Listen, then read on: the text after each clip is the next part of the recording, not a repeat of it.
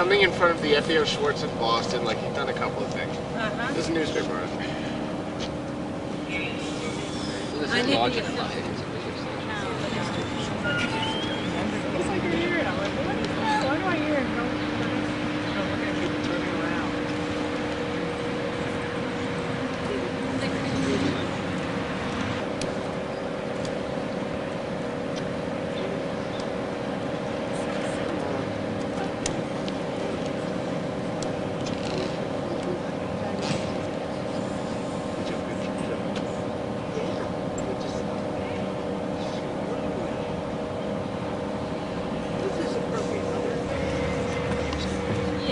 so sweet.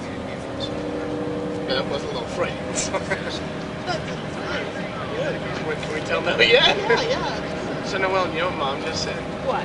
She had a little Freudian slip. She said, well, this is nice. She said, mother and daughter and Freud. And I made a little... I was like, well, you know, Mom. She's so excited she can't even speak right. That's a blessing. I thought I should find it.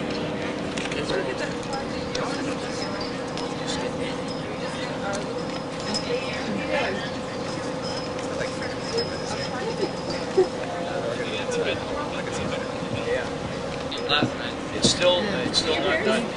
You've got to go all the way to get peak foliage now. You've got to go up during the main, or at least as far as you can, Vegas Highway. Vegas Highway. They have special things that we It actually cuts across. I bet he does. Here comes the pilgrim.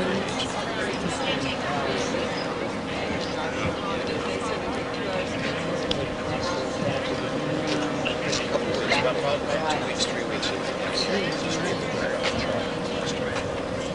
That's supposed to be active.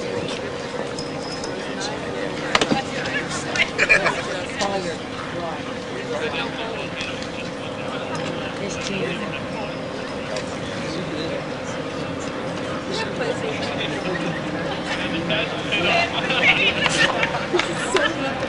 Yeah, I am going to take a clip.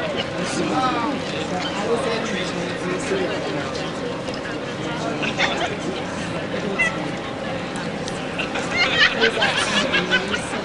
was there.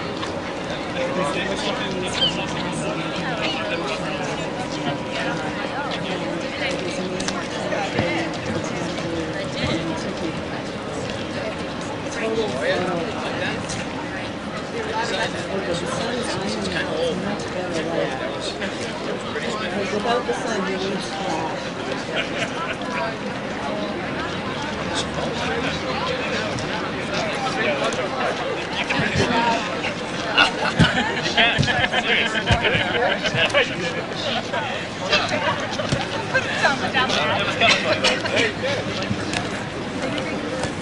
Brenda's nice.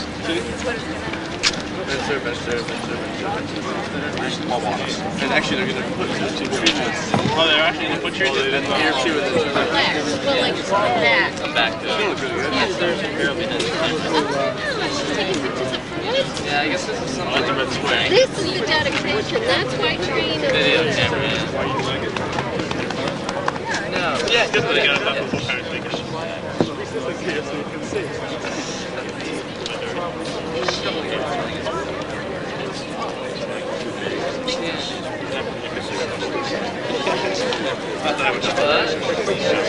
For 6 years.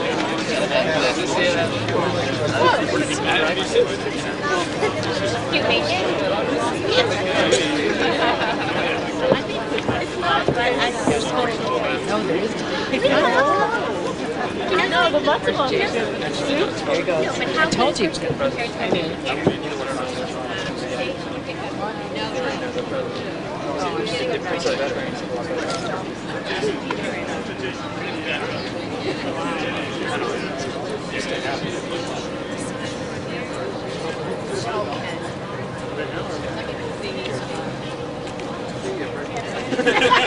$1 to do it too, yeah.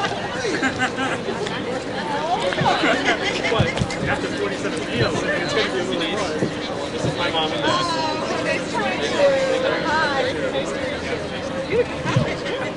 Sarah.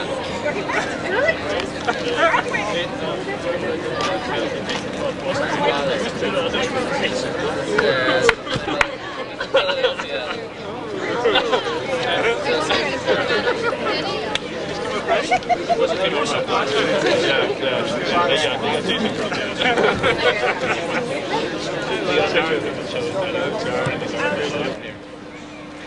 Thank you for joining us this morning for this special event welcoming Sigmund Freud, or Siggy, to Clark University, or back to Clark University.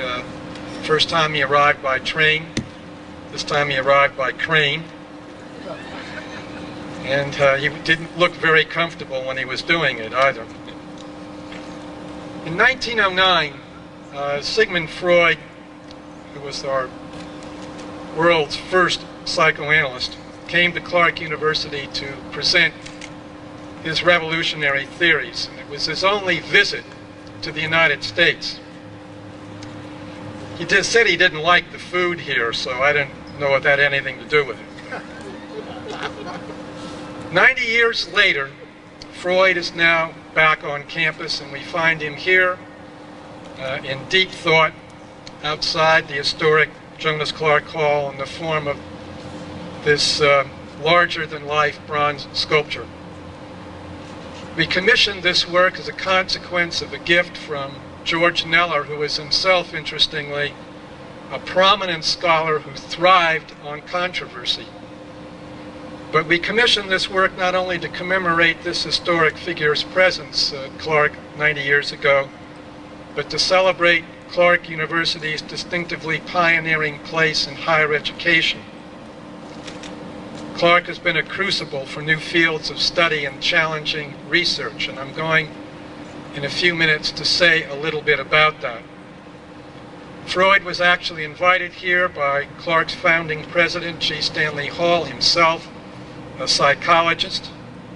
Hall was, in fact, the first United States PhD in psychology, and he was key in establishing the American Psychological Association here at Clark in 1892.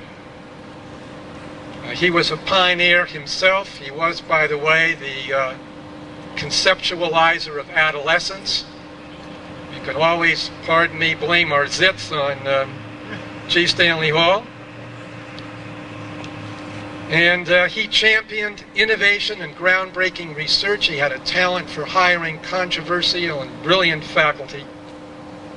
And subsequently, on account of the initiatives taken by Hall, Clark became recognized as a pioneering institution. One, in fact, I studied as a graduate student some 30-odd years ago. Students here have trouble believing that I studied about Clark University. But he led, Hall did, explorations not only on the frontiers of psychology, but he encouraged faculty to embark in other areas as well. And that's what I'm going to be talking to you about in a few moments. Now, Freud's concepts, which include the unconscious, Oedipus complex, ego, and repression, endure in our everyday language. Yet his theories are embraced and rejected with equal fervor by many of today's psychologists. The ideas that stunned the world 90 years ago at the turn of another century continue to stir debate at the turn of this one. Michael Roth, curator of the current Library of Congress exhibit, which I think may still be at the Jewish Museum in New York City, I'm not sure. Freud, Conflict and Culture.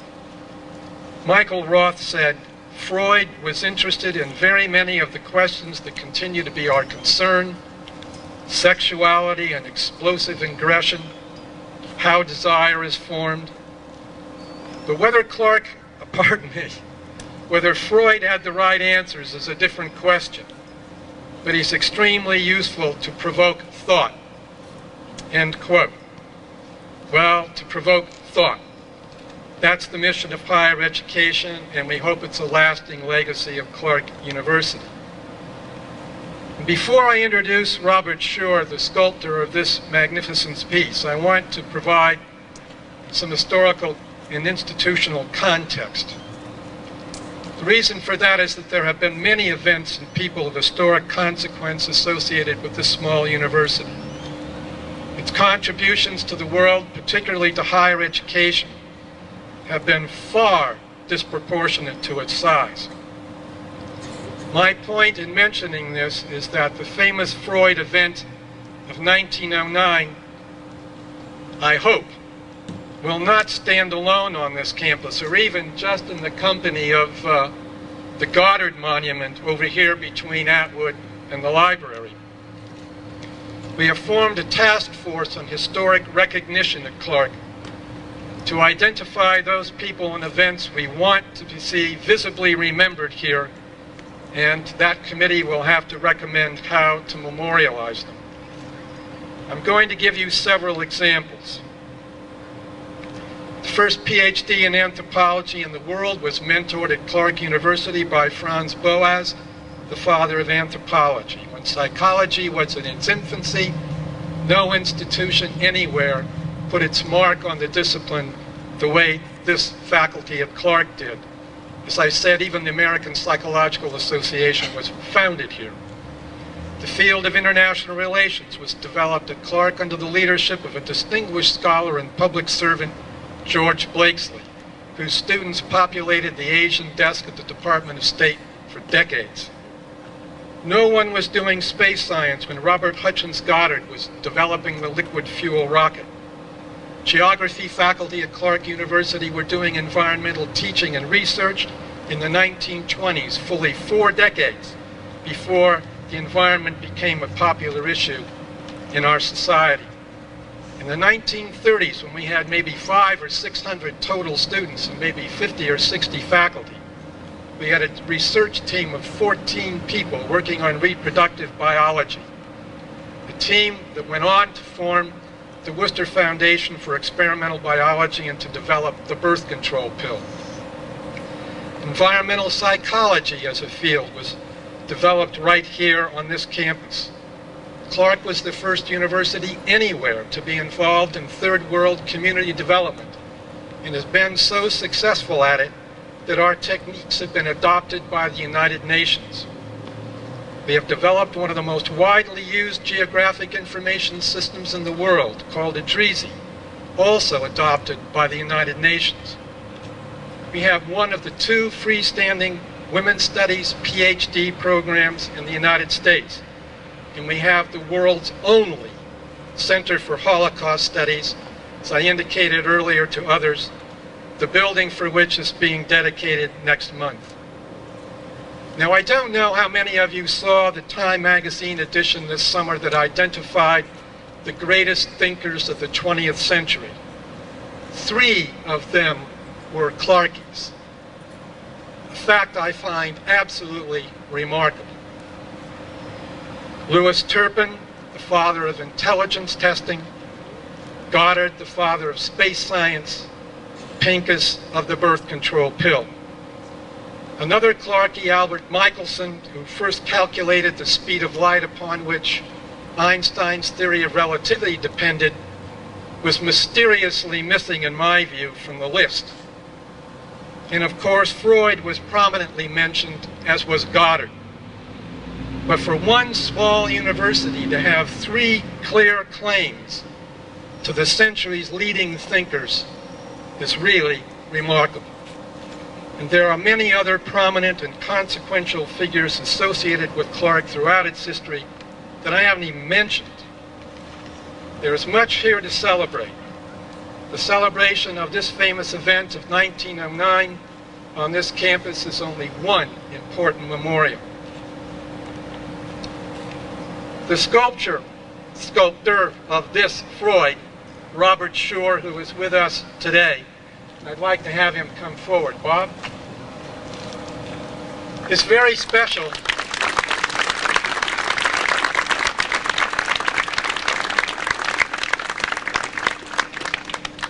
The reason why I'm saying he is so special is that he has not only made us feel cheered by his willingness to undertake the challenge, but he's made us feel cheered by the enthusiasm he brought to this project, because he understands the history of the university. And the willingness to take on this challenge was considerable, because believe me, being a sculptor of Freud is a challenge.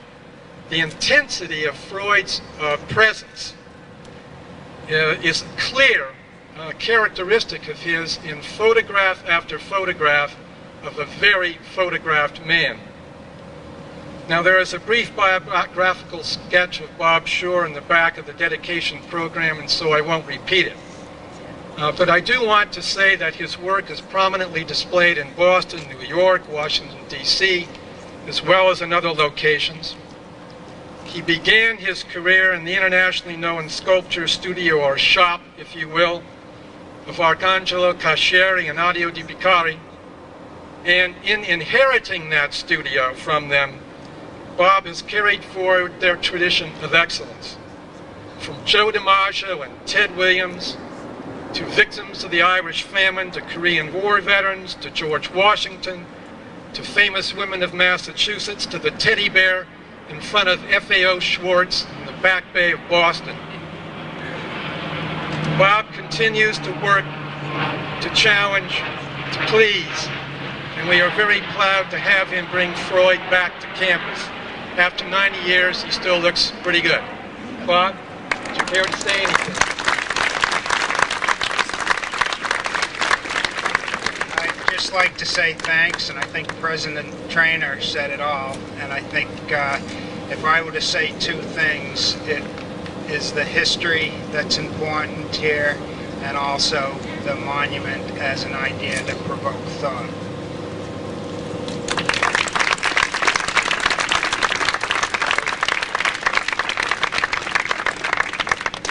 Enjoy your day.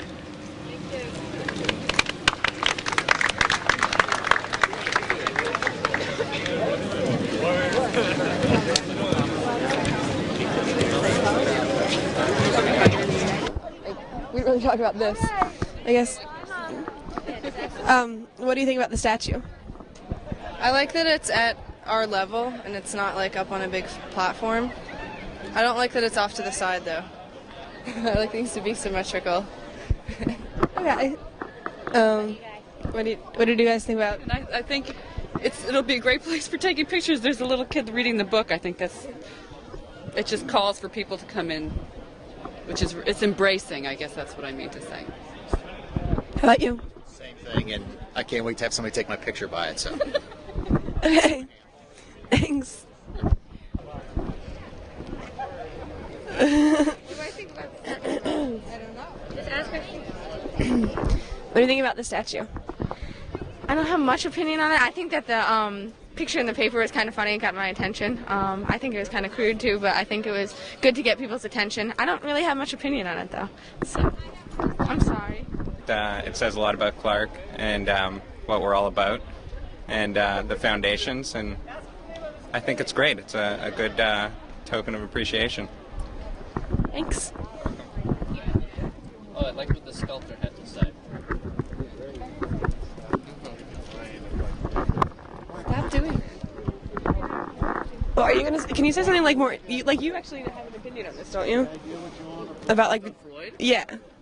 Yeah. All right. Well, what do you think? What do you think about the statue? Statue. Well, I like the statue, and I think that it's good that Clark is drawing attention to some of its achievements, because they've neglected them in the past, and I think this is a good way of expressing that. You know, I'll miss Red Square, but all in all, I think it's an improvement. All right.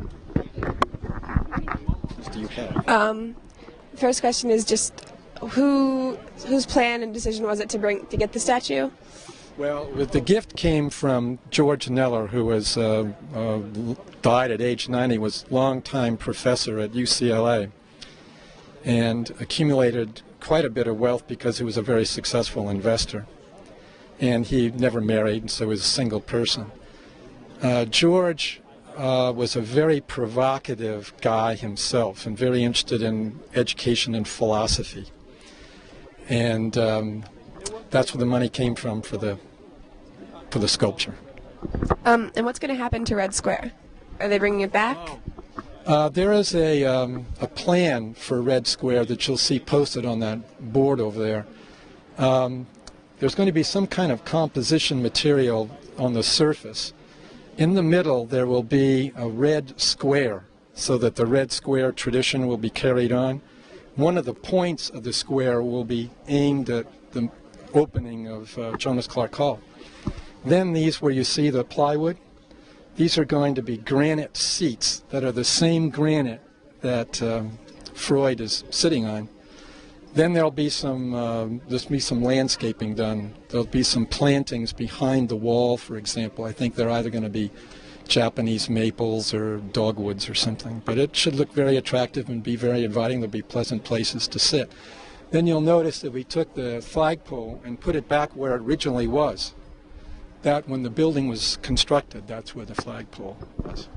And what do you have to say to the students who are upset that Red Square was torn up because upset that Red Square was torn up because of the history? Well, do you know anything about the history of Red Square? I only know a very little bit. When I came here, this was a parking lot. But there are students who have raised the issue. We changed it from a parking lot to an area that had a flagpole and wooden benches, right? Now we're changing it. We put the flagpole back where it was historically. We're going to, memorialize Red Square by having a red square in the middle here, and a very pleasant place to sit around. So I can tell you something else. You know where the bookstore used to be? Right there. And when we moved the bookstore to Main Street, students were furious. We'll never go to the bookstore because it's too far away. Next year, the freshmen arrived. They didn't know any better, right? Started going to the bookstore.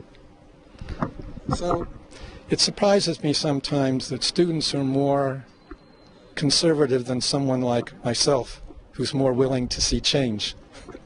Okay. I think the spirit of Red Square is going to go on, and having the red square right in the middle is going to be an important symbol, I think. You're just being mean.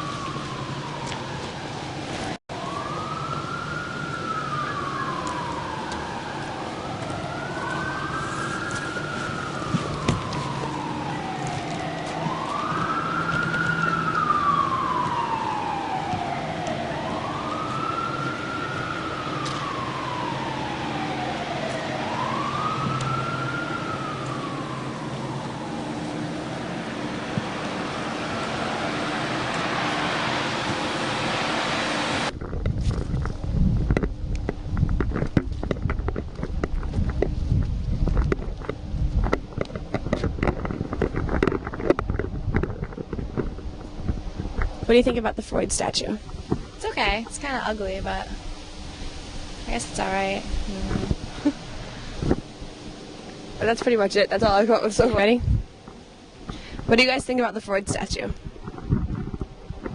Which statue? The Freud statue. It's alright, I think, but I still like the red bricks, and it's not Red Square anymore, so. Yeah, I like it. I think it should have been in the center of the thing. I don't know, it's kind of off to the side. Maybe put some benches, more benches around. Okay. Fun.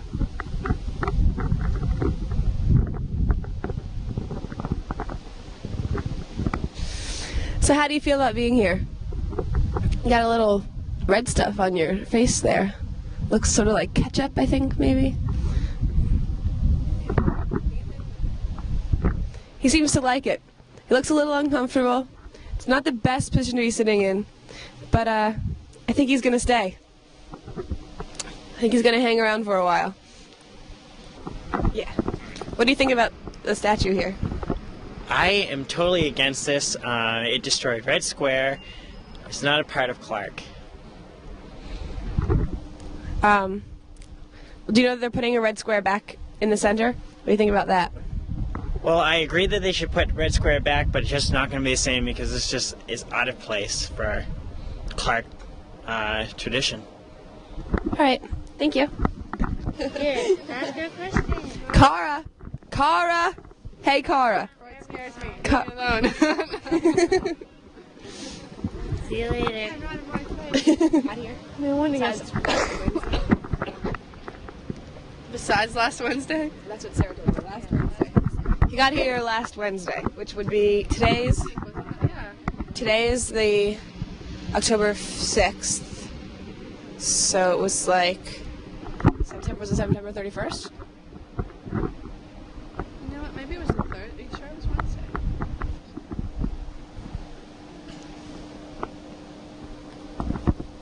Can you move a little bit closer, like?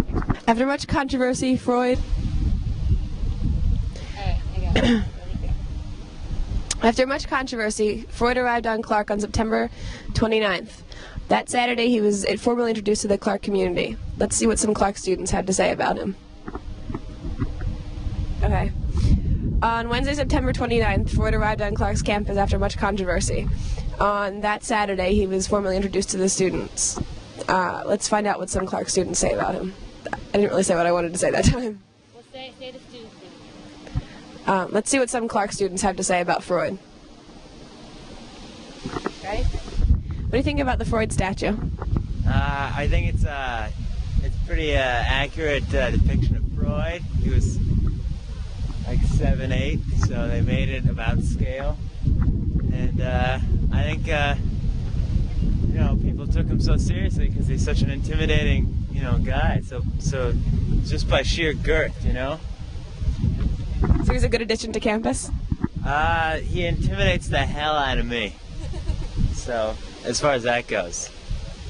All right, thanks. The Freud statue on campus and no longer having Red Square. I think I would have preferred if it had been somebody who was really related to the psychology department, because he only came here to visit for a couple of days. All right, thanks. But on campus now. Well, I'm not sure if I like it too much. Just because, it kind of seems like the school's really trying to hang on to something. He came here and spoke once, and it's kind of like we're basing our image on this guy that showed up here and spoke once. It's kind of messed up. I don't know. Does he really have that much to do with the school? Did he really have that much of an impact? All right, thank you.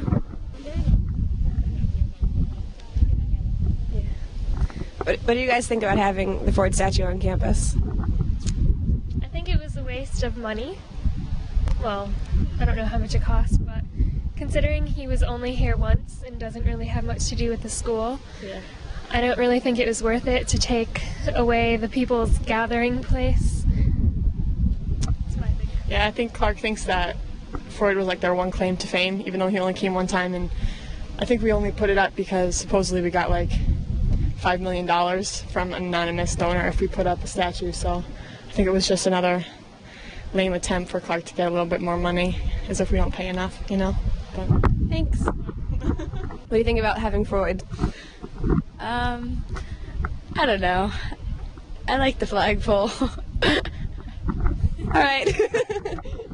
I like having a statue on campus. I think there should be more. Thanks.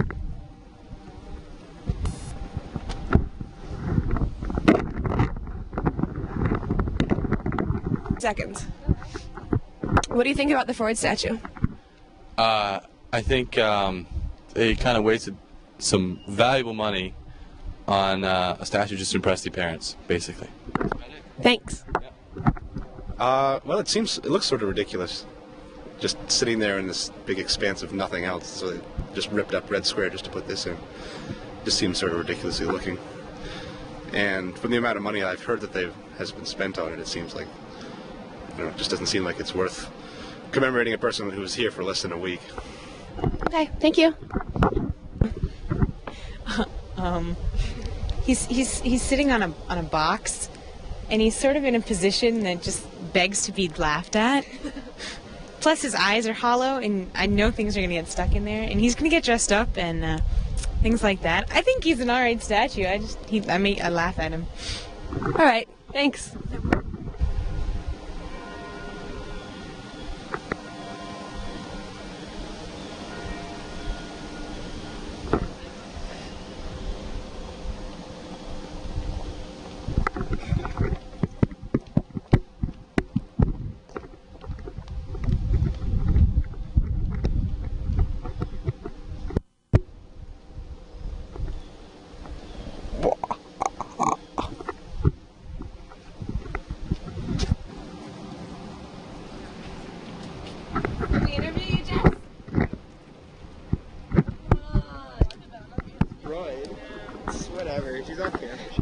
Think about the Freud statue.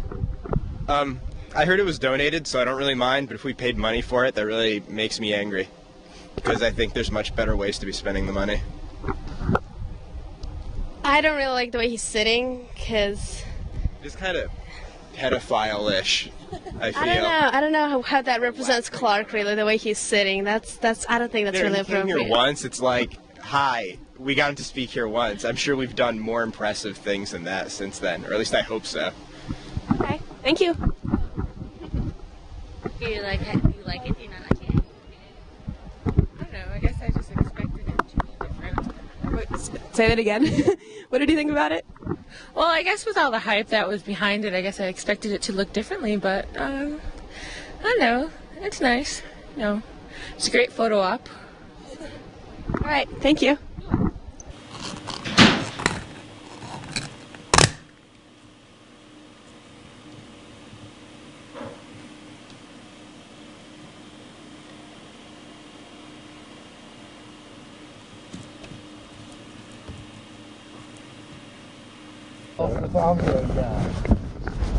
Alright, tell me when you're ready for parameters. Okay. Give a brief introduction. It's today the 8th. Now that it's Friday. Today's the 8th, right? Yes. Okay. It's October 8th, 1999, in the year of our Lord. As to the fact that we're on the Christian schedule of calendars, you know, this calendar is kind of non-existent if you were a Jewish person, etc. But we're in the Clark University escort van. And no, I mean, I know that your crazy senses of humor are going to jump to the conclusion that it's a prostitutional escort, but no, this is an escort that enables you to get from one place to another. Right now we're picking up 3 candidates to escort. I here once before. If you just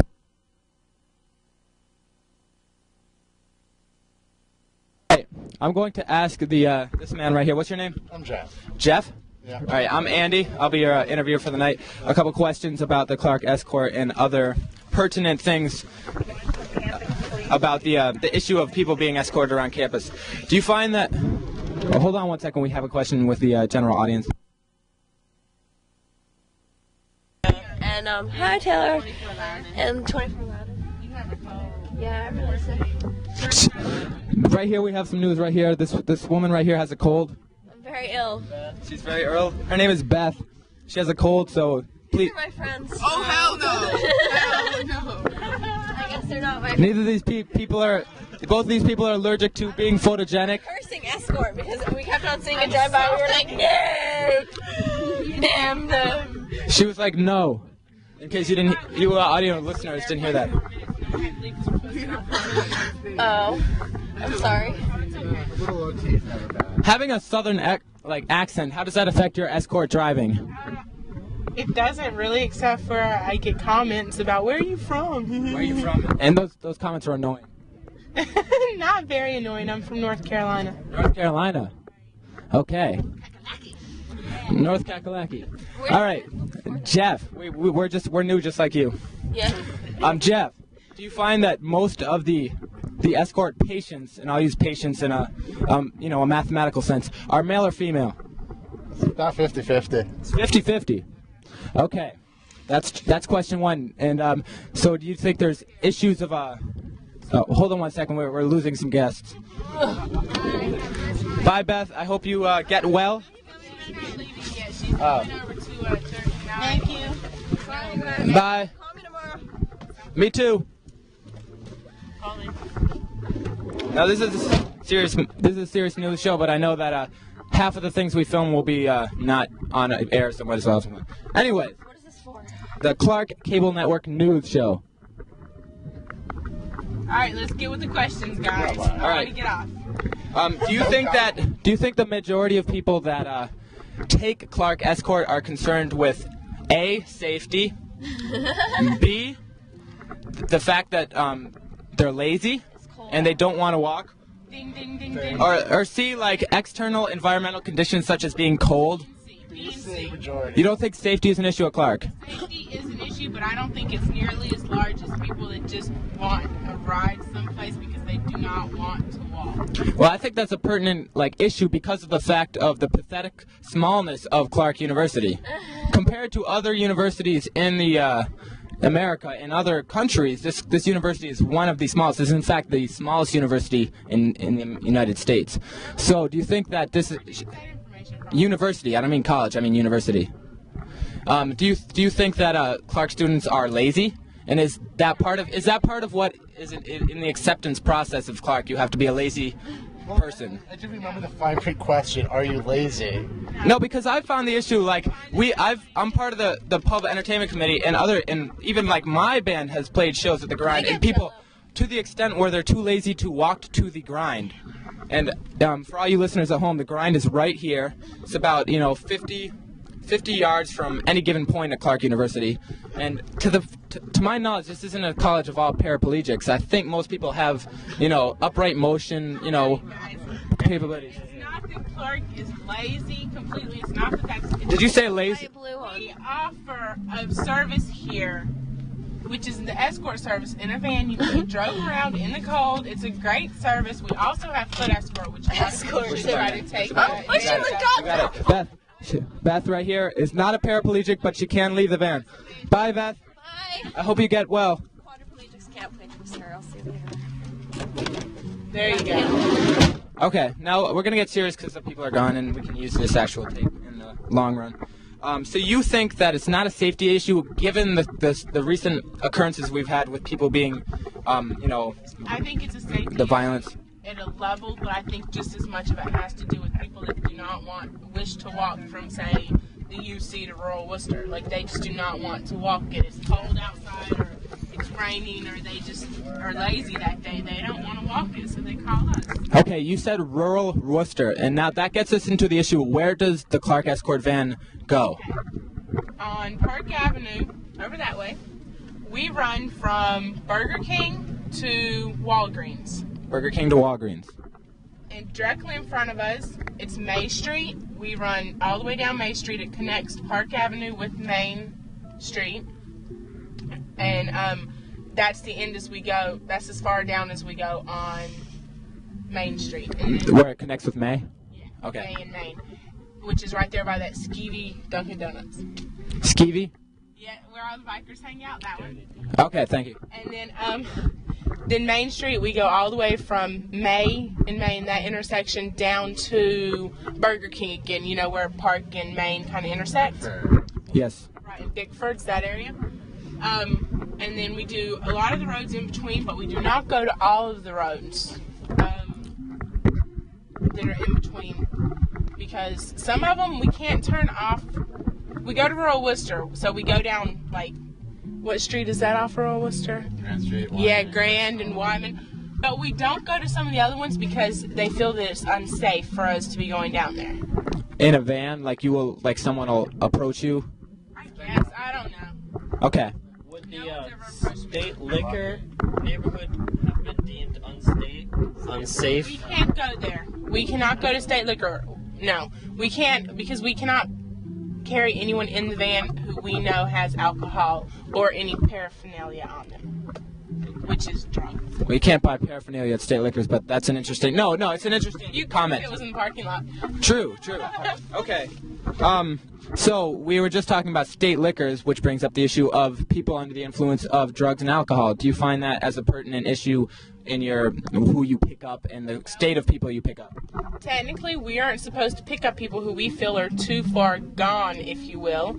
For the reason that if they're too far gone, they should meander their way back in a drunken stupor. I think it's that they don't want people throwing up in the van. That's rational, yeah. Yeah, then we have to park the van until they can clean it. And then no one else at the school can use the service. True. Okay. But I've never had anyone throw up in the van, and I've drove some pretty drunk people around, to be honest. I'd rather drive them and take that small chance than have them meander back on their own and see what happens. Well, that's interesting. So compassion is part of your job. Yeah, whatever. How about you, Jeff? Are you very compassionate? No. Oh, come on. I hold the drunks' heads up in the front. Jeff holds the drunks' heads up in the front. Okay. Well, this gets in. Take you back to the other place, Well, we're not done after that. You want us to? That would be great. Yeah, sure. That brings drunks and holding heads up. That brings up the topic of funny stories. Do you guys have any funny stories? Alrighty. What's your name again? I'm sorry. Jennifer has a funny story. Right. All right, so last year, my partner was Derek, and we worked 11 to 4 on Friday and Saturday night for like the first 2 or 3 weeks of school. And we were down by rural Worcester, which if you're familiar with it, a lot of international students live there. And we were going down Grand Street, and this guy pulls out from the side of the road. We saw him get in. He was obviously very, very drunk. And he came around the corner. When we took a left, he was behind us, and he came around the corner and just kept turning and just kind of crashed into the wall of Royal Worcester. It was so funny. On foot? No, he was driving a car. Okay. And, like one of them big tank cars, like that one down there that's real metal. Large car. Yeah, real metal, like old car. And so he just kind of turned and just crashed into the side and then just backed up and kept coming. And I was like, Derek, hurry up, he's going to hit us. All right, that's my funniest story. It's not very funny when I tell it, but it was very, very funny. Drunk man, driving car, Jennifer scared for life. Jeff, do you have any funny stories? Oh, yeah. Dropping off some girl at store 24 with another escort driver chilling out with us. We're there, we've dropped the guy off or whatever, and we have this girl in a Jeep just staring at us, giving us funny looks. As our escort gets in the van, as we're all looking out the window, this girl just kind of flashes us. Well, you know, Her top, he should raise the top of her upper torso apparel. That would be right. Okay. So, you know, we have all of us looking at her. It's cold out, and you have her. One question, it's off the record. Was it Whip 'em Out Wednesday? Was it Wednesday? No, I don't believe it was a Wednesday. Okay. No, we're not that lucky. All right. So she decided to flash us, and we all just had a good laugh. Another question, were they nice breasts? Oh, my God. Yeah, they were. Okay. Back to the serious matter. Is that the end of the story? That's pretty much the end of the story. Well, I'm quite jealous. I have truck drivers who are obsessed with money. I'm driving my car, you know, I'm wearing like a little tank top, and they're all like, Have you ever driven an 18-wheeler, Jennifer? no, my parents do. They're truck drivers. Truck driving is a career I am interested in. You make a lot of money. And this is not going to be put on the news show. No, seriously. You get to see the nation. Yes, but you don't necessarily always make a lot of money. You make pretty decent money. Yes, you make decent money. But you do have a crazy schedule. Anyways, this tape is running. Have you ever have either of you escort people been tipped? Yep. Yes? Yep, got a quarter. You got a quarter? It helps with my laundry. Jennifer's never gotten a quarter. So what about your performance, gives you the quarter that she never got? The guys were drunk. Guys were drunk. Okay. Another question, do you feel like you get to learn about people at all through being escorted, through the people interaction? I think that this is one of the, next to dispatch. Dispatch, you learn so much about the crazy happenings on campus.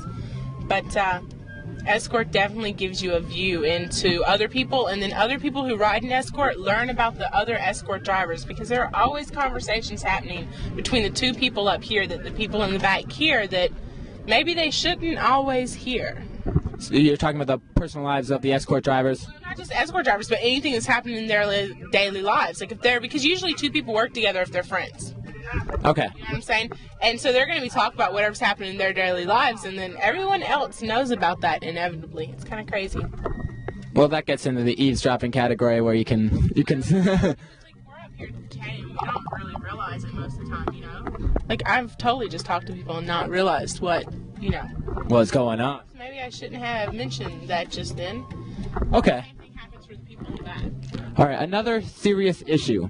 Do you feel competition from foot escort? No, they get if they're lucky, 10, 15 escorts a week. We get hundreds in a week. So you got them beat. Oh yeah, no doubt. But I wish more people would take foot escort. Less work for you. No, not necessarily less work, but foot escort, if it's not used, then it will be broken down more than likely and taken back out. And it's an important component. I mean, if it's done correctly, that's two people walking around, that's inevitably maybe not necessarily promoting more safety on campus, but it's showing you that you can walk around campus, and it's giving you an option if you're just going from dorm to dorm instead of having to wait, 20 minutes possibly for an escort in a van, you can take foot escort, and they're going to be there in like 2 minutes. Well, that brings up an issue not completely pertinent to this situation, but to the whole escort idea. Do you feel that a lot of the Clark community is unsafe in the surroundings of a lower income community? No, I think that if you had done your research before you came to Clark, you would have realized that it was in Maine South, and if that scared you, then this wasn't the college you should have picked. Yeah, I agree with you completely, but do you think a lot of Clark students like are afraid of walking within, about like half a mile radius around campus? They know what's going on. They have a clue how to deal with life and what's going on. And not necessarily you have to be upperclassmen, but the sheltered individuals maybe are. But those who open up and realize that these are people, everyone that lives around us, these are all people too. Maybe they don't have, high income jobs and they don't make thousands of dollars a year. They're maybe meagerly getting by, but they're still people and they're living their life. And believe it or not, they're just trying to do their thing and we're doing ours, and that's cool. They're not totally meshing in our world. We don't need to go around and mess in theirs. Do you feel like there is an antagonistic, harsh relationship between Clark students and Clark faculty and the neighborhood around it?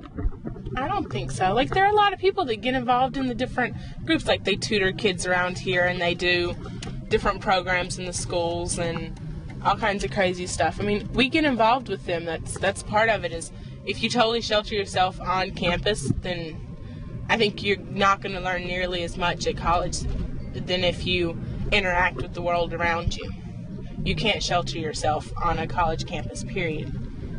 I think in the whole, locals, the people around here, hate Clark as a university. Not necessarily the people, but they see Clark as intrusive to their neighborhood, which I think is correct in some ways, but not necessarily all the way. I haven't really interacted enough with the outer side. I don't have a job outside of Clark, which would be nice, but still. I just have the friends that live in Worcester, and they tell me their feelings, or I have the little kids that try to egg the escort vans, or. I had someone egg the escort van once when I was in here. I was very, very upset by that. No, they threw some snowball. This was a Clark student though, so that doesn't count. Oh no, I had a little 8-year-old kid jump out and start cursing us, and it was just not funny.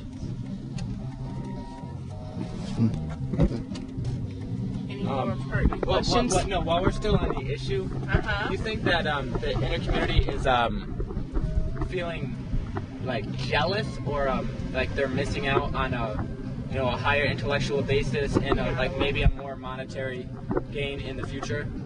I don't think so. I think that if anything, they just see us as coming in and intruding in there. Clark is buying up a lot of real estate around here and stuff, which takes away from a lot of the housing that these people were living in. I mean, if we just came up and took your house, wouldn't you be a little pissed? Well, do you think it's an issue of personal, ownership, or an issue of, where people, come into a neighborhood and feel that they own it? I don't know. I personally don't feel like I own anything in Maine South. My parents pay a lot of tuition, yes, but no, they don't own anything from that. All they're paying for is my professors. Do you feel like the lower income community surrounding the Maine South area feels like they own the neighborhood? Well, it's their neighborhood. Whether or not they feel they own it or not, that's regardless. It's their neighborhood, just like where you grew up at was your neighborhood. All right. Well, I'm getting off into tangents of my own concern. I'm sorry. About, it's not our neighborhood anyways, in Native Americans' neighborhood, but I've gotten personally, off the record, a lot of shit just for looking how I do, and, I'll be running down the street and I'll get harassed by inner city people. I don't even consider this a city. I consider this a really big, dirty town. Yeah, yeah. What Worcester is. I just don't understand where people, how people are annoyed by me because I'm a nice guy. Blah blah. I don't know. All right. What was our destination? Final question is: what are the majority of the destinations of students who take escort? What are the majority of the destinations your average student goes? Is it more of a dorm to dorm, location to dorm, or dorm to location? I would go dorm to location or another residency. off campus. Each semester, in fact, things vary. Right now, hotspots like 17 or 18 Crystal, 8 Norwood for me. Walgreens and Starship are huge. Everyone's always going to Walgreens and Starship. It's like crazy at like 4:30. Well, 4:30 we don't run, but 3:30 they'll be like, I need to go to Walgreens. And we're like, crazy people, crazy people. But anyways, that's beside the point. So it's often like dorm to location. Scarlett's. Oh, yeah. Leech, No, not Scarlett's. 914 Main. We do not go to Scarlett's. We go to 914 Main, the apartments above. Bar hopping. We take everyone to every bar. We know the good spots. We even find out the parties occasionally. When it's too late, though. When the substance is gone. Pretty much. When the cops have just come. When we're working. Moms don't support drinking and driving. No. Drinking and driving. You do not need to be drinking and driving. That's not part of this. Then you're just putting your lives and everyone else's lives who's on the road in danger, along with your passengers. That's not a point to this. It's not cool to go to Scarlett's and have a couple of shots and then come to work. So don't do it. Like, if you feel the need to, then get a different job. Work at the library or something. On a more rational level, it's expensive. Yeah.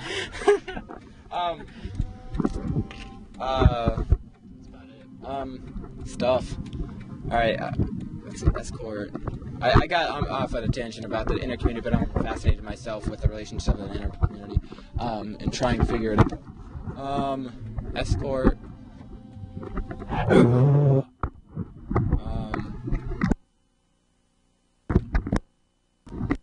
Have you seen any public displays of affection in the back seat of the Clark Escort van? Yes, I have. I'm not telling you who. Oh, no, I'm not delving into that. But yeah, I have. But not like heavy duty, not like, yeah, we're really doing something. Just like kissing. Yeah, exactly. Maybe a little, I don't know, I couldn't see that much. I mean, I can only see in the rear view when I'm driving. So. Have you seen any hot intercourse in the Clark Escort van? And I do not wish to see any hot intercourse in the Clark Escort van. We're on the air? Do we have microphone check? How can I tell? Should be able to hear it in your ear a little bit. I heard that, Ben. Heard that, Ben. Ben.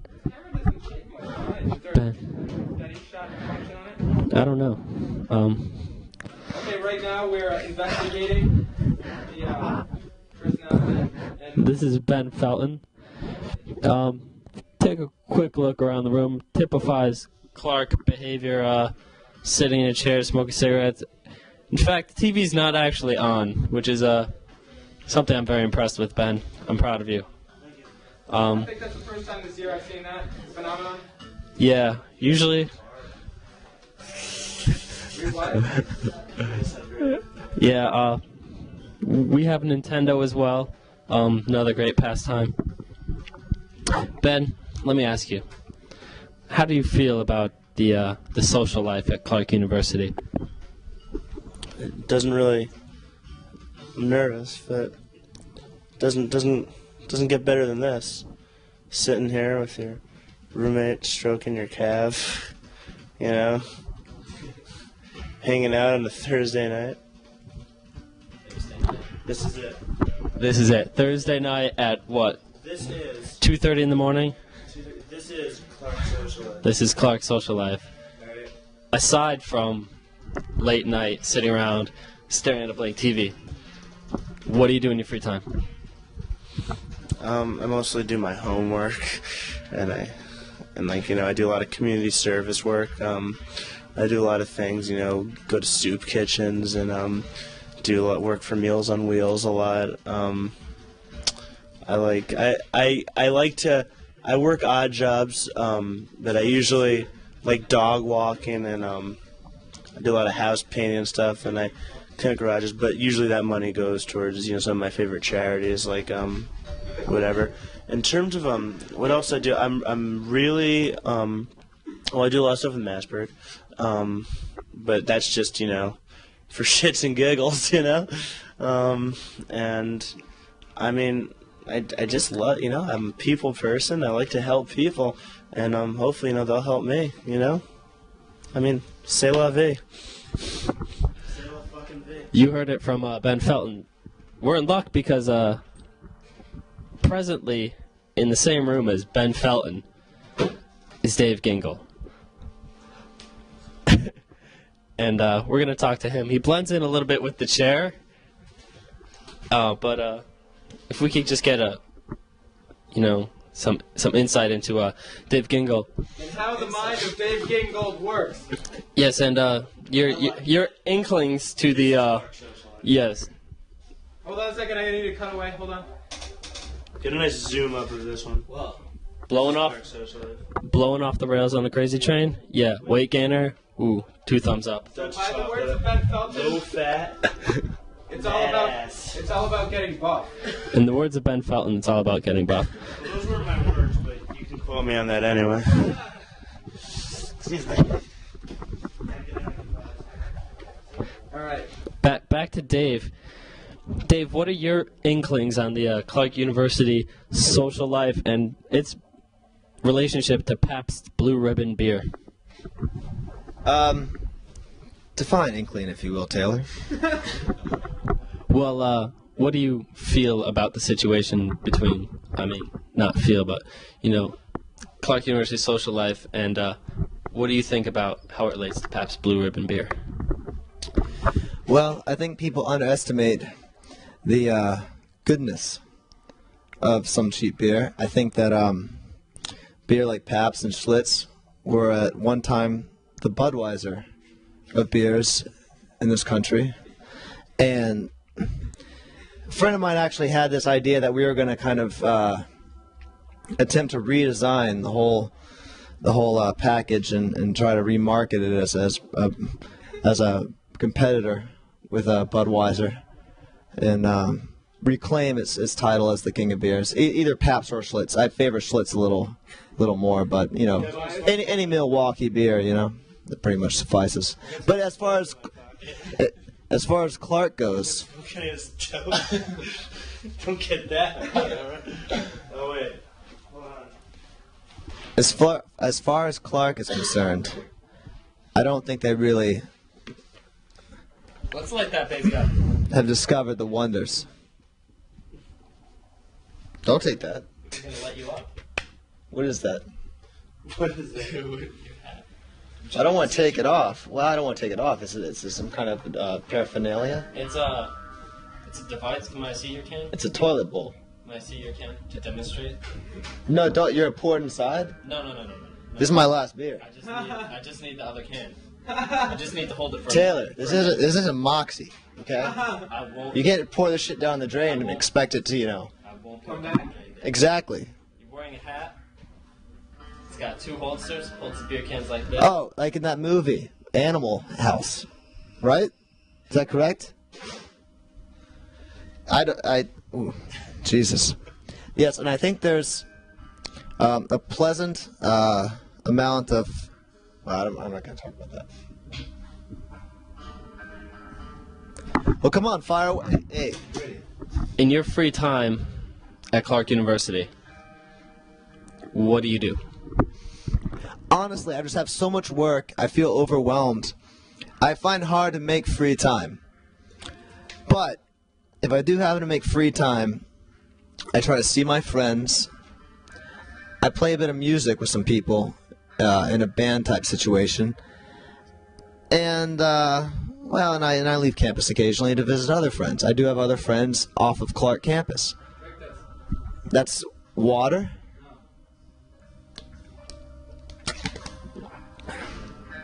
Seltzer water. No. Well, anyway, I don't want to digress too much here. Oh, wow. It's very pleasant tasting. Clark University Cable News Network does not condone the use of alcohol. That's right. Anyone who's got something to say, we're going to send you a shit in a candy box with a message that says, "Dear whoever, get fucked." Because we really don't give a fuck, honey. So in your free time, Dave? In my free time, I like to hang out with friends and just pretty much relax from all the work and relax from all the work.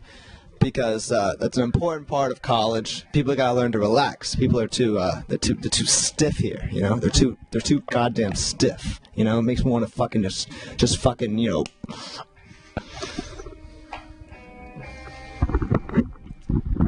Our next issue would be, do you feel there's a certain lethargy that accompanies Clark students in... You mean lethargy? Lethargy, yes. But this one goes up to 11. But anyway, we're not going to get into that. But do you feel that Clark students expect the social life to come to them, and that they shouldn't have to leave their dorm room, and they should walk out, and it should be shits and giggles all year round, every day? Now, the question is, do I think whether or not students expect the party to come to them, or do they expect that there should be a party within their reach? I was thinking of the Spinal Tap quotes. I missed some of your questions. All right. Do you think that Clark students require... Let me say that again. Taylor. Do you feel that Clark students are lazy in... Come on, Taylor. I want to be on TV here. You gotta like get some composure here. All right, let's be serious now. Deep breath, deep all right. Do you feel that Clark students lack the sort of motivation that would result in them going out and trying something new to gain either a new experience or just for any sort of entertainment, rather than sitting around in their dorm room or, you know, their house, just kind of drinking Pabst Blue Ribbon?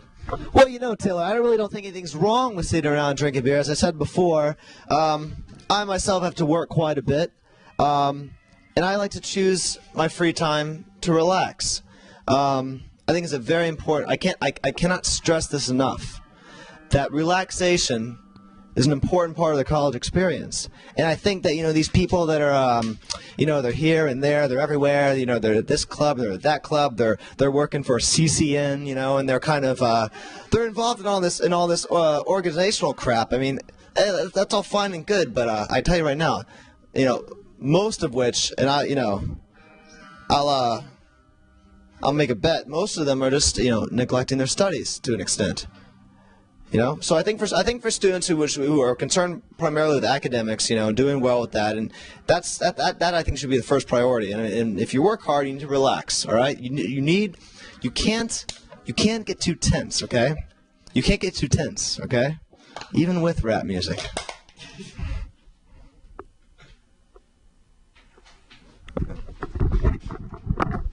One of the issues I would like to address, Dave, would be, you're an exceptionally honest person, Dave, and I've known that from my personal experience with you. But very few students at Clark are truly honest, and they use drinking as an excuse because they can't find anything better to do in the Clark University area. Now, how would you feel about that? Well, I think it's quite a bold claim that you're making there, Taylor. As you said, you know me, but perhaps some people don't and might share the same kind of view you have with regard to me. I think that there's nothing wrong with drinking for whatever, you know, reason someone might want to do it, and you know, it's all part of the process. We all, you know, drank at one time, perhaps, to be accepted, and you know, that's part of, you know, realizing who you are and everything, and I don't care. As long as there's other people drunk with me, I'm perfectly satisfied. But whatever their reasons are, I try to get as many people drunk as possible. You know, if they're a freshman or even I you know, have some high school friends from home. I know it's not allowed, but I try to get them here and get them as drunk as possible. But no, I think that's the most important thing. I think that as long as people are drinking and they're not, you can't be too uptight. Like as I said before, I cannot stress enough the idea of relaxation. Okay, the whole college experience necessitates the concept of relaxation and implementing that I'm sorry if I wasn't too clear there. You need to relax. If you're working hard and you're minding, your studies and you're attempting to do well, you need to be able to relax. Okay. And Taylor, I'm sorry, but fuck everything else. Drinking is a great thing for the American youth. And it's an important part of the college experience. I honestly believe that. And I think it's a healthy part of anyone's education. Thank you. That was very insightful, Dave. Now, say, for example, student finishes their work early on a Wednesday night. They don't have a large group of people to get drunk with. They maybe don't want to get drunk. However, yeah, Wednesday, hump day. We all love hump day. But hump day refers to Wednesday being the middle of the week and that you have reached the top of the hump and you are descending down towards the weekend where you can officially inebriate yourself with a clean conscience. Now, these students, they might not have a lot of friends to get drunk with. They maybe not want to get drunk because they have a big test in the morning. What do you think they can do in their free time besides drinking? Well, first of all, Taylor, I think that's awfully presumptuous of you to did I pronounce that wrong? I mean, a hump day doesn't have to imply, anything to do with drinking. I mean, it could be the fact that people like to descend on the weekend. But in regard to what you were saying there, do I need to turn this off? No, I like it. No. In regards to what you're saying about people not wanting to drink but wanting to have a good time, I mean, on a Wednesday night, you specified, I can say, as far as I'm concerned, I make it a policy not to drink Monday through Wednesday night. Usually Sunday through Wednesday. Of course, there's always exceptions to the rule. But generally, I try not to drink except for Thursday, Friday, Saturday nights. Now that doesn't make me a pussy. I think that I'm able to party with the big boys, as much as anyone else, and so I think that's not you can hang out and not drink, and that's an option. And I think that there's plenty of people there with you. I think that's not a problem.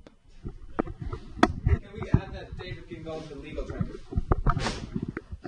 David Gingold is of the legal drinking age. Show my ID. I'm 23 years old. You want me to talk about how old I am? He's old. He's old. He is old. Dave Gingold. I don't think we'll ever really The issue I'm driving at, the main issue. metaphorically driving. Okay. The issue that I'm trying to access here. The can of worms are trying to open. Yes, the can of worms that I'm trying to open in your brain. Think this through. Okay, we're going with drinking. Wednesday night. Student finishes work early. Has several hours to relax. Student doesn't want to drink on Wednesday night. But they feel they have nothing to do at Clark. As a result, they end up drinking. End up hungover, miss their test. Whose fault is that?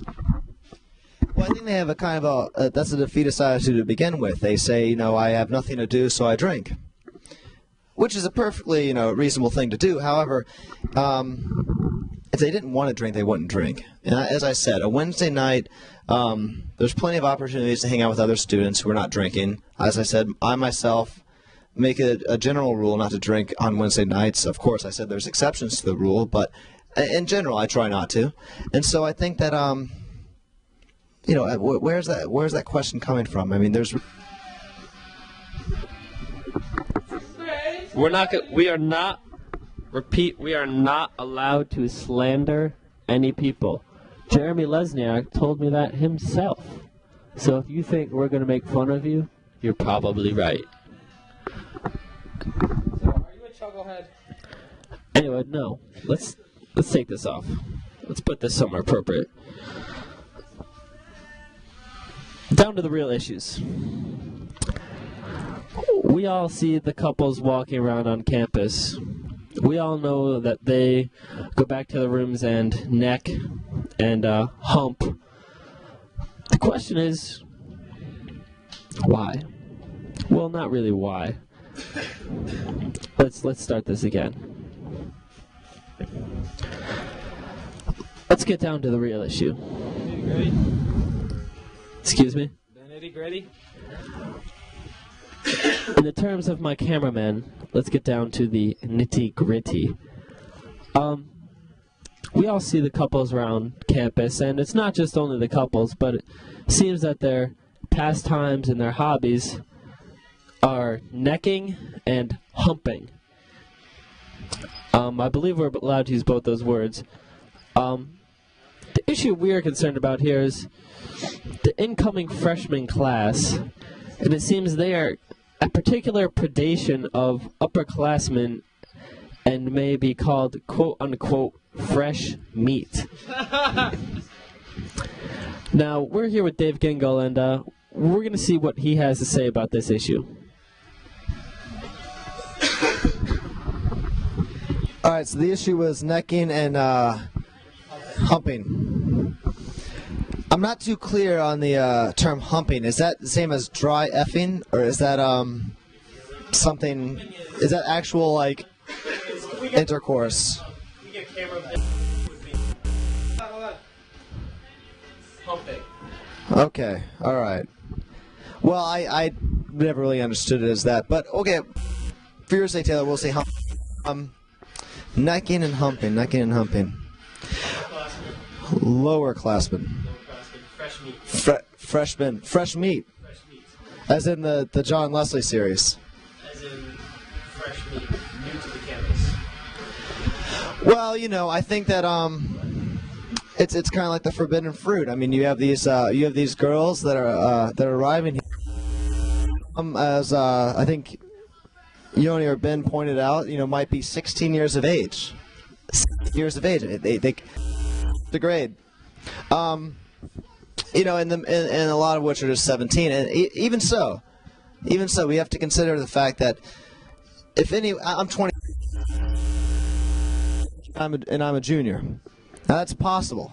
All right, it's possible I could be older and be a junior. I mean, I'm a transfer student. So, but I guess what I'm getting down to here is that, you know, if I was to say that I was, you know, necking or humping a freshman.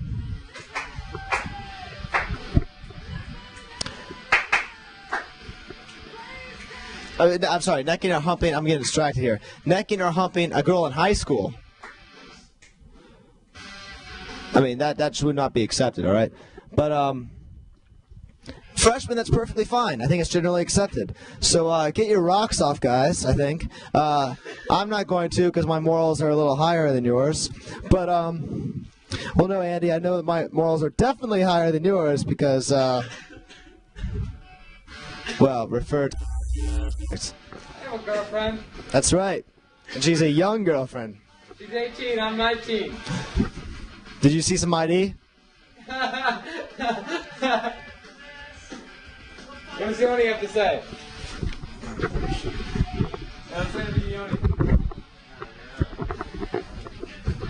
Do you not want to be on TV, Yoni?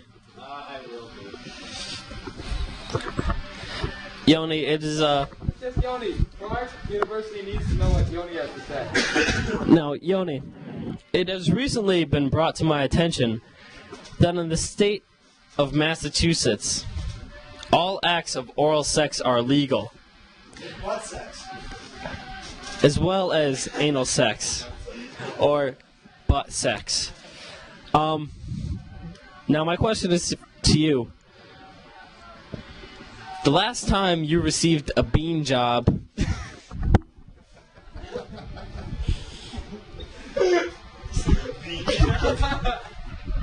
Wait, ask me about anal. I've ever heard in my life. There's no way to spell this.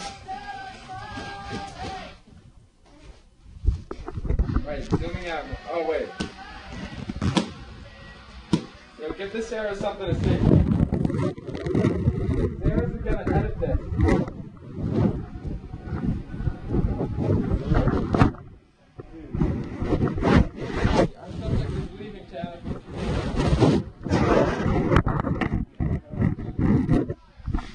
Okay, well, we'll go back to Ben Felton.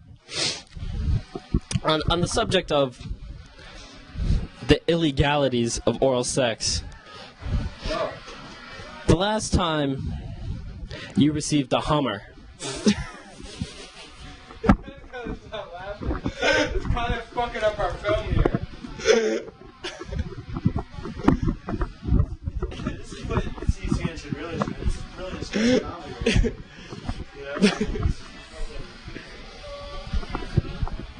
Okay, Ben Felton. What is the last? Let me get the mic. Let me do some Just getting to the issue here. Oh, Jesus Christmas. Of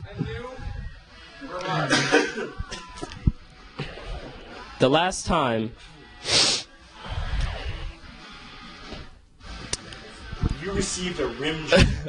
we're talking oral sex here. The last time A Blumpkin.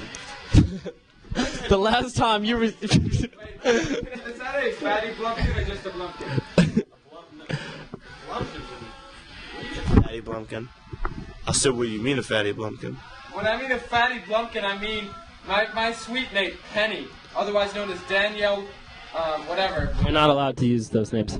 has a poster about marijuana. And one of the references to marijuana listed on said poster is fatty Blumpkin.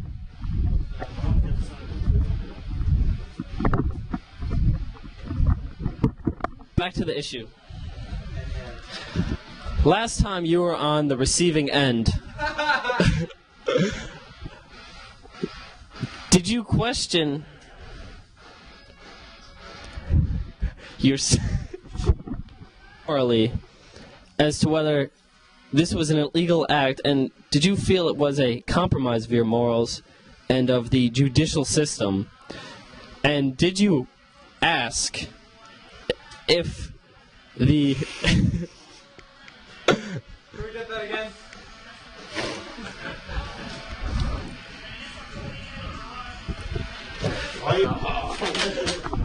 Noah, we're discussing how oral sex is illegal in Massachusetts. Yes, were you aware of that, Noah? Learning something new every day. Noah learns something new every day.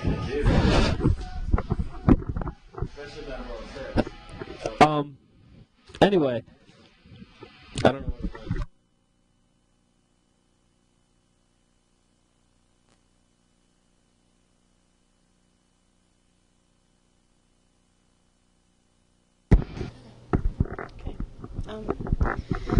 Can you tell us? Just let me know when to be talking. Could you tell us a little bit about Cin320 and what exactly it is? Sure, thank you. Cin320 is an independent movie theater. We've been on the campus of Clark here since September of 1982, and we try to run films that otherwise would never be shown in the Worcester area. We're open to the general public, and we try to have a good mix of foreign films and independent films. I think that our audience consists of people basically who are interested in something different, and we have a pretty good mixture of Clark students and faculty, general Worcester residents, and also senior citizens. How did you personally get involved with working with Cin320? Well, I got involved as a volunteer. Cin320 is actually the descendant of another film theater that operated in Worcester from the fall of 1980 to the spring of 1982 down at the Paris Cinema. Before the porn operation came in that is in there now. The Paris was run by a group of film buffs. Basically, most of the people were friends who knew each other from working at St. Vincent's Hospital.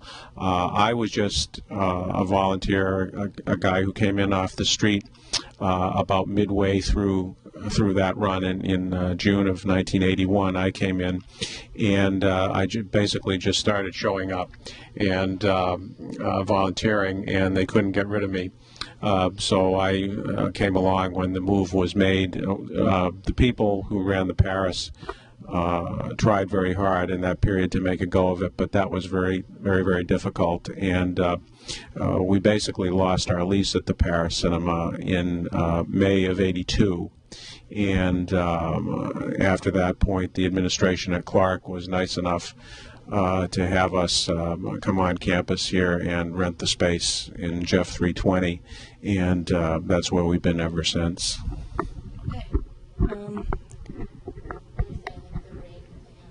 Oh yeah. Could you tell us a little? Could you tell us how much the tickets are and when they generally are shown? Movies are shown. Our ticket prices are $250 for people in the Clark community and senior citizens, and $475 for members of the general Worcester public. We run films. Basically, our schedule parallels the Clark academic schedule. We run a schedule in the fall and a schedule in the spring. And during those times when we're open, we run our movies 4 times a week. We have single shows on Tuesday, Thursday, and Saturday evenings, and we have generally 2 matinees on Sunday afternoon. The evening shows always start at 7:30, and the first show on Sunday afternoon starts at 1 o'clock, and then the second show starting time on Sunday depends on the length of the picture.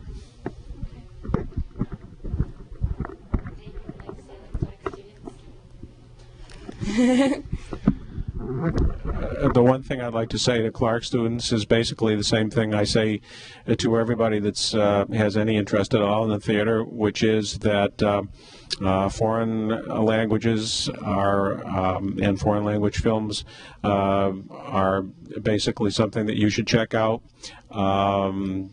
It's a good thing to delve into, particularly when you're in college, because college is an opportunity to learn new things and experiment with new cultures, and this is what we're here to do. And subtitles won't bite you. That's my.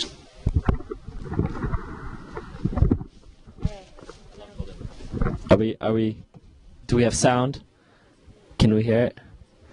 Okay. In general, what do you do in your free time at Clark?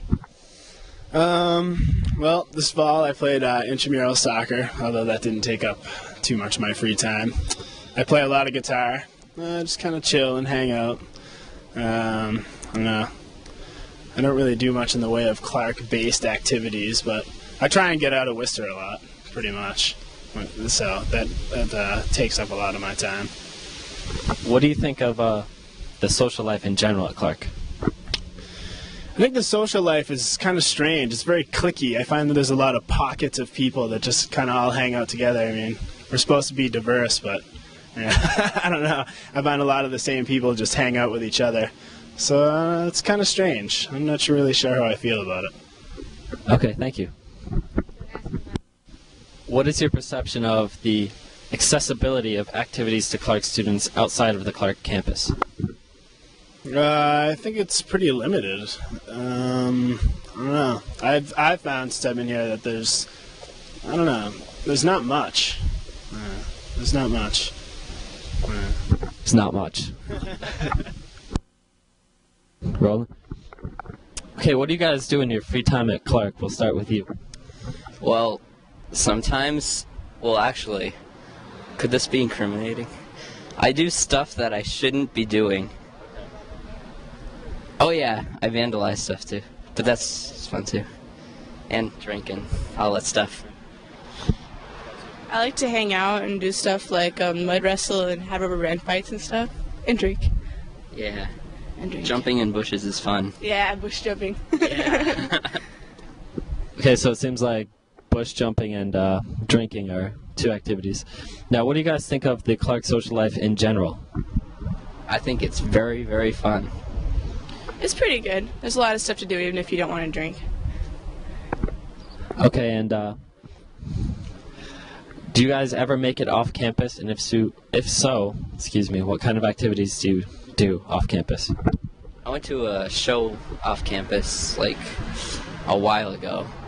Then like I've also gone off campus and like visited people's houses and stuff. I don't really go off campus that much, but like this weekend I'm going to Boston to visit a friend, and we're just gonna hang out, maybe go to some clubs or something like that. Okay, do you think activities off campus are accessible to Clark students? Are they easy to do? Yeah, I think so. Not really if you don't have a car. I don't think so. You know, if you know someone who has a car. I know lots of people with cars, so. Okay, thank you very much. Do we have sound? Ready? Okay, so what do you guys do in, well, what do you do in your social life? What do you do in your free time at Clark? I sit in my room, sometimes with the door open, sometimes I go across the hall, go to his room, vandalize, you know, kind of the usual stuff. And drink. Yeah, and drink. And what do you think of the social life at Clark? I think it's very nice. I think everybody's pretty nifty. It's a good deal. Yeah. Okay, and how often do you get off campus to do things off campus? I go away for the weekends a lot to Boston or other places, and sometimes I go to WPI, places like that. So like once or twice a week. Do you think it's easy for Clark students to get off campus and to do these activities? I don't know. I have a car, so it's easier for me. But I don't think it's that hard. Okay, thank you. Okay, what do you do in your free time at Clark University? I chill with my friends, play music, write music, listen to music, and I get off campus sometimes, go to Boston. I've been doing that a lot more often now that I have a car. It's much easier. So what do you think in general of the social life at Clark? Well, last year I really liked it because, like, you know, I was a freshman and it was just, everything was exciting. But it's starting to get a little boring. Yeah. How often do you get off Clark campus, would you say? Maybe 3-4 times a week. No, sometimes more. Yeah, actually more. Maybe like 5 or 6. Do you think for students without cars it's more difficult to get off campus and there's less for them to do? Definitely. I have sympathy for them. I want a year without a car. Okay, thank you.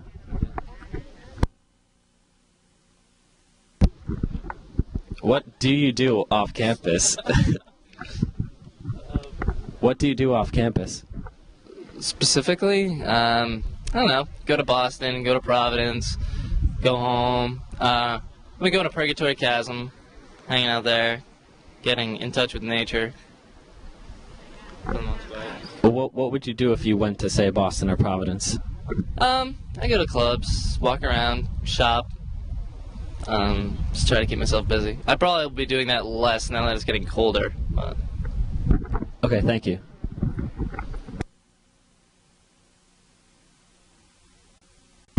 We're recording now? Okay, thank you for doing this interview, by the way. What do you do in your free time? Pretty much I just kind of hang around and we just watch movies and stuff in people's rooms. There's not that much to do. Okay, so what do you think in general of the Clark social life? There's not much to do. It's kind of a little dull around here. I guess if you're willing to get into sports and stuff, I don't do a sport, so maybe next year. Okay, do you find it easy for you to get off campus at all? If you're willing to take the consortium bus, I guess it is. I don't take them, so I guess it's kind of hard to get off campus if you don't have a car. Okay, and say if you were to get off campus, what would you do? Probably go shopping, into the movies, just get around and find out what's in Worcester. I'm not from Worcester, so. Okay, thanks a lot. right, we're here with Juan Rios. Juan, what do you do in your free time at Clark? Well, I usually hang around, with my homeboys and stuff, but I usually work because I work at physical plant. I have to pay this big tuition that Clark's raises every year, I think they should stop that. Instead of going up, they should go down. Okay, thank you. In general, what do you think of the social life at Clark? It's whatever you make it out of it. I don't know, it's just been a couple incidents happening. I think it shouldn't happen, and I think it should, as a whole Clark University society, we should all get together and have a nice social time, like a nice party or something, somebody's house, and we shouldn't wreck the house at all, but, anyway. Okay, how frequently do you get off campus to do stuff? And like off-campus activities, like probably twice a month. And like I said, I work every weekend, so I don't get to go out much. I'm stuck over here on campus, so that's basically my situation. Okay, and do you find it easy for Clark students to get off campus? It depends. Actually, my roommate is the one who's directing the student council van, so they can go out to Boston and stay down there, maybe come back the next day. It is easy. It's just running right now. He just started because they gave him the go. They gave him the permission. Basically, if you don't have your own ride, I guess it is kind of hard. But people get together, they'll go in groups, they'll go to Providence or any other places, so it's alright. It depends if you have the connections or the, like the student council band, which is running right now, so you guys should use it. Thank you, Juan. Actually, I want to say, it's $7 a person to go to Boston. I think $7 to go and to come back, so it's running nowadays. $7 is very reasonable. The bus is like $20 round trip. All right, we're here with Lagana. Lagana.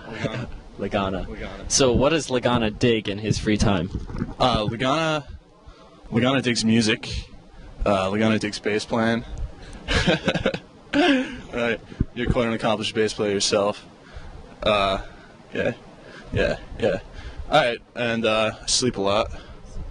I don't know, yeah, I like to get off campus whenever possible, too. So. Do you find it easy or difficult to get off campus? It depends, because I don't have my own car, but a lot of my roommates do. And, usually it's just a matter of, like, giving them money to drive me around. So, yeah, I mean, it's not that hard. Okay, so if you do get off campus, what is your choice activity? My choice? Just like cruising around, cruising the strip. And, I don't know, shopping, going out record shopping, anything. Book shopping, All right, thanks, Lagana. Coffee. All right, let's try this again. Matt, what do you do in your free time at Clark? I don't know. I read. Can I curse? He's unwilling. Okay, so what do you think of the social life in general of Clark? I'd say good. Okay, he says good. Now, do you frequently get off of Clark campus to partake in non-Clark activities? No. Do you think it's difficult for Clark students to get off campus to partake in non-Clark activities? Yes. Thank you, Matt. Rock, drink, and fuck.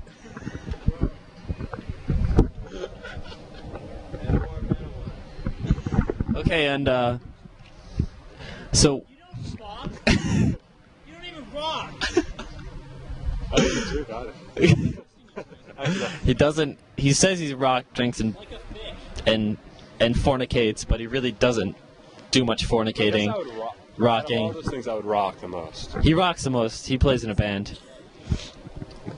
So, what do you think of the social life at Clark? I really wouldn't know. And do you frequently leave Clark campus to partake in non-Clark activities?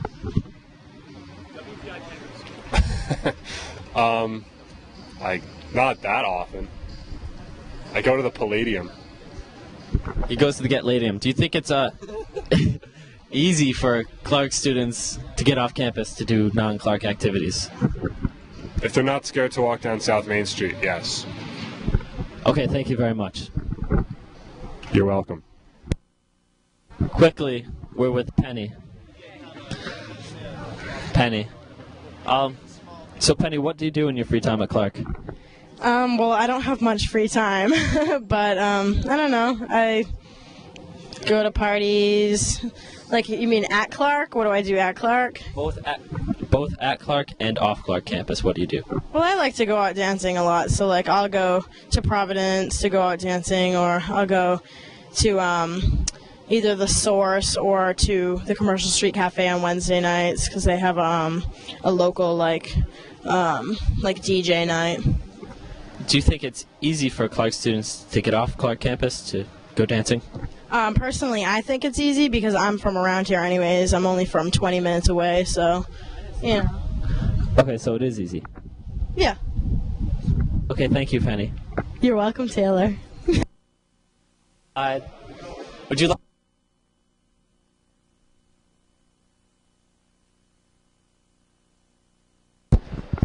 Okay, so what do you do in your free time at Clark? Usually I go out with my friends, and basically we just go out there and try to find things to do. And well, most of the time I spend a lot of my time studying and listening to music and stuff, and that relieves me from stress and stuff. So yeah, that's basically it. But Clark has a very multi-dynamic activities to do. So I can work with NASPERG or work with other organizations such as Amnesty International or whatever, and that enables me to sort of like get rid of my free time, and because I don't really have a job, so yeah. Okay, so how often do you get off Clark campus to do non-Clark activities? Maybe twice a week. To Park Avenue or whatever, to eat dinner with my friends and stuff, and that's basically it. And do you think it's easy for Clark students to get off campus, or is it more difficult?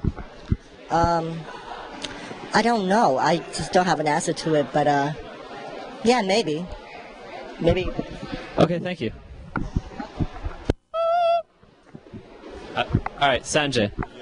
In your free time at Clark, what do you find to keep yourself occupied? Gee, I don't know. Pretty much I hang out in my room a lot, or just hang out with my friends, or that's pretty much it. The library's always good. Okay, so in general, what do you think of the social atmosphere at Clark? Well, I've got friends, so I guess it's working. He's got friends, so it works. All right. How often do you get off of Clark campus, and what do you do when you get off of Clark campus? Oh, usually I see friends who aren't around here, and pretty much that's an hour away in any given direction. I don't leave campus that often. So. Do you find it difficult for Clark students to get off campus? No, I think it's pretty easy. Okay, thanks a lot, Sanjay. In your free time at Clark, what do you find to occupy yourself? Johnson Hall, Suite 150, is the place where I breed my anti-community crimes. Okay, so how does that relate to your view of the Clark social life? It doesn't. I drew a blank here. I can't think of anything to say. Okay, so in your free time, what do you do? Well, I like to play a lot of video games. I really like Quake 2, the special edition, and I'm a really big fan of Star Control 3. It's a fun game. You should try it. It's by Accolade. And that's about it. Oh, one more thing. I also like to help prevent underage drinking in residence halls, because I don't believe in it. Okay, so,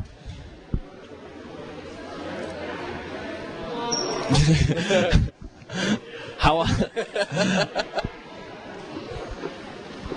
often do you leave the Clark campus? As often as possible. Do you feel it's difficult for students to get off Clark campus? Yes, I do. But I have a car, so it's not difficult for me. Also, being you live in Johnson, so it's like a 50 paces off when you're off campus. But anyway, so what do you do if you make it? If you're fortunate enough to make it off of Clark campus, what do you do? Well, I like to go to Newbury Comics in Shrewsbury and purchase records. Okay, thank you. In your free time at Clark University? Free time. What free time? I'm always studying. Studying, work. I mean, we do get together and act stupid.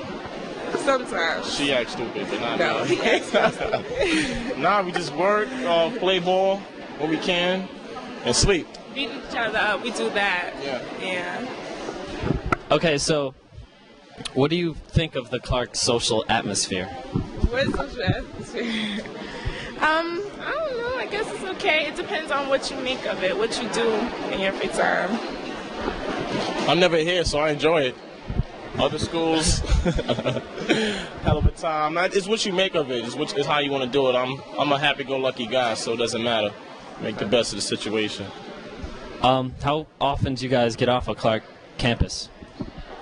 Once a weekend, twice a weekend. In terms of just social-wise, parties and things like that.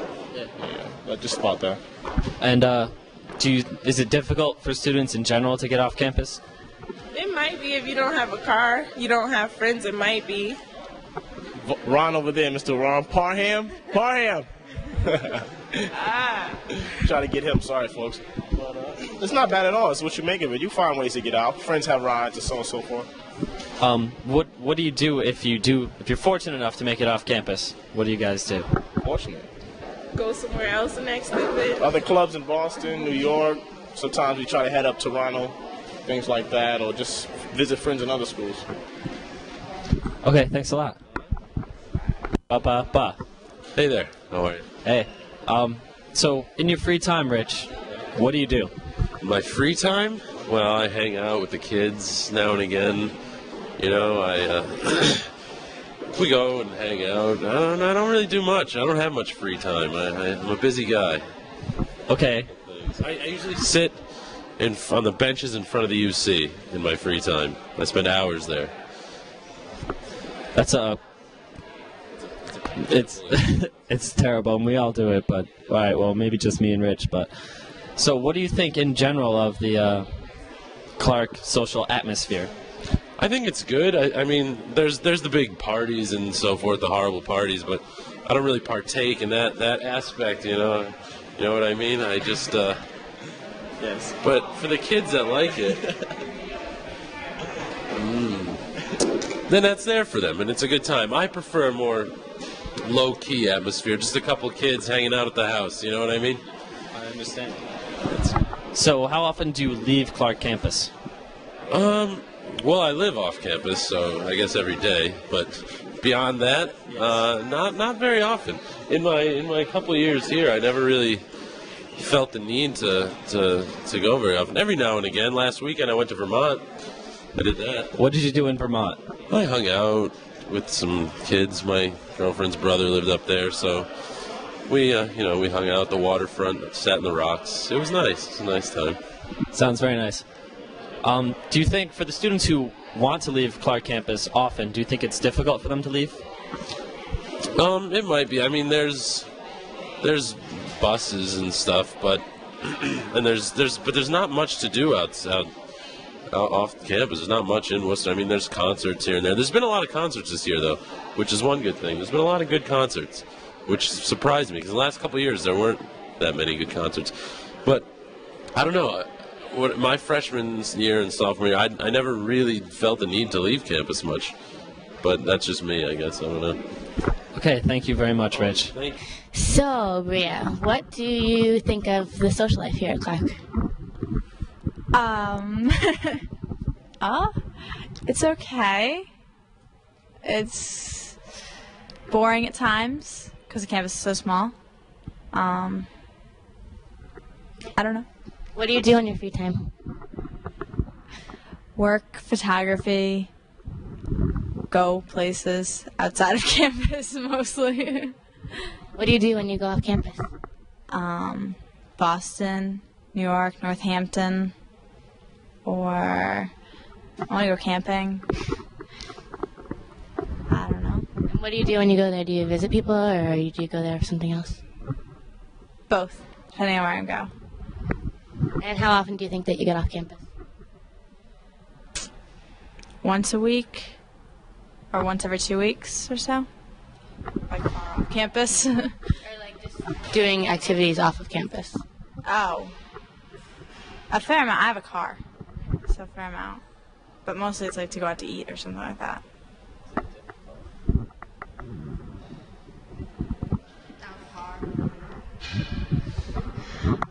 And there's one more question. No, but oh, she just...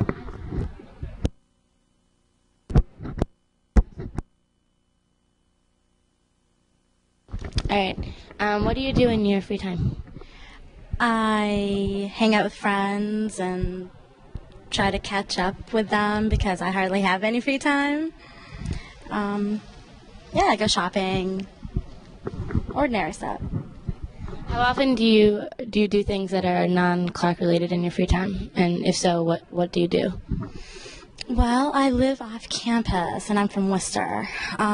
So most of my free time is really not spent with a lot of Clark students. It's with friends that I have made outside of Clark, and I don't know, we go to the movies, we go shopping, we go out for coffee or dinner, or we go over to someone's house, or clubbing, or things of that sort.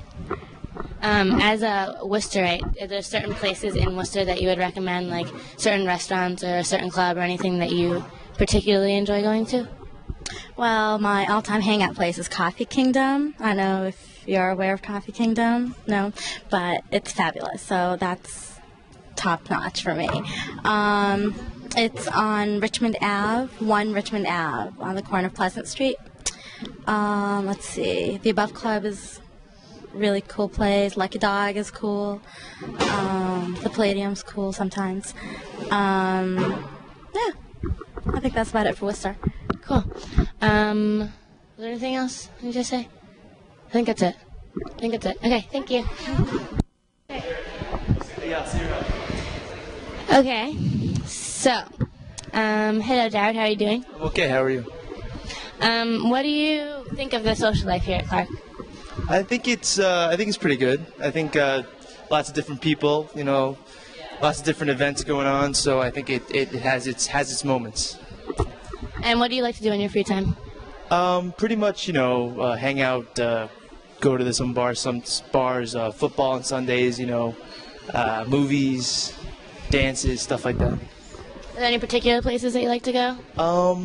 Yeah, I mean, I like going to Mahoney's. I don't know if you've heard of it. It's a sports bar. Been there a couple times. But pretty much, the Showcase North is a hangout. I don't know why. I just like movies. Movies are something to watch, And how often do you think you get off campus? Probably like every weekend, pretty much. Or sometimes during the week. It depends on class schedule. But the weekends are a big time to get off campus for me. And how easy do you think it is for people to get off campus and do things? It's pretty easy. Well, if you have a car, if you have people to take you places. If not, there are buses and stuff. But it's about getting out there and finding them. But yeah, I think it's pretty easy to get out. Okay, thank you. Think of this social life here at Clark. I like it. There's always plenty to do and people to see and fun things. There are a lot of fun things that sometimes the dorm RAs do to try and help us get out of campus and do more stuff. So, how often do you think that you get off campus? I get off campus probably 2 or 3 times a week. Yeah, about 2 or 3 times a week. And what do you usually do when you get off campus? Either like go to the mall or just go out to eat. Or go to the movies or the museum or something like that. Have you gone to any specific museums that you liked? Worcester Art Museum. And how easy do you think it is to get off campus? Depending on where you want to go, like at night, if you want to go in the area, you just take the Clark, like escort service. But otherwise, the bus service is kind of iffy, and so unless you have a car, it's sometimes hard. Yeah, the buses pretty much take me where I want to go, so it's good. You don't really need a car. Cool. We're with Ramsey Cole and Noah Durr, and we're talking about social life. So, Hey! So what do you guys think about social life here at Clark University? I think it's booming. I love it. A lot of people complain, but it's really fun. It rocks. What do you guys like to do in your free time? Well, I'm the director of this new show called Life in a Can of Spam, and it's going to be awesome. I don't know exactly what day it's going to be on, but if you want to watch it, it's going to be much better than the show that you're watching right now. I can tell you that one for sure, because this one's going to be done by me. And the one that you're watching, the one that you're watching right now is done by Taylor Young.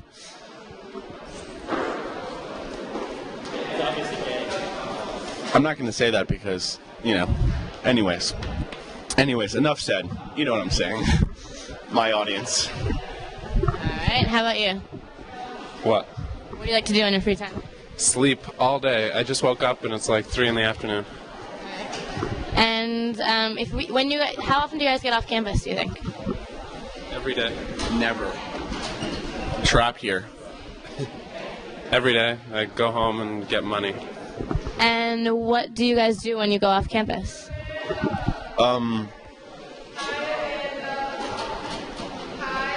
We go to coffee shops. Me and a bunch of my friends often go to this place called Coffee Kingdom over on the other side of Worcester, or we'll go to the mall and spend too much money, or go to the liquor store, stuff like that.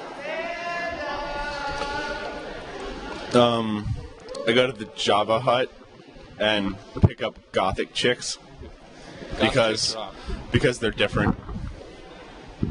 All right. And how easy do you think it is to get off campus? Oh, they're pretty easy. Yeah, they are pretty easy. You can get them off campus in a heartbeat. All right. Thank you very much. Hello. Hi. I don't want to be on camera right now. No, be on camera. I'm not going to do this alone. Okay. So what do you think of social life here at Clark?